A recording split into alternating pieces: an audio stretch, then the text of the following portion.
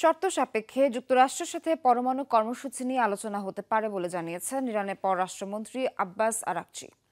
রোববার তার পূর্বে ধারণকৃত একটি সাক্ষাৎকার প্রকাশিত হয়েছে। সেখানে তিনি জানিয়েছেন, পরমাণু কর্মসূচি নিয়ে তেহরানের সাথে আলোচনায় বসতে হলে আগে 2015 সালে স্বাক্ষরিত ঐতিহাসিক চুক্তি জেসিপিওতেও ফিরে যেতে হবে ওয়াশিংটনকে। এরপর হতে পারে পরবর্তী আলোচনা বা সংশোধন।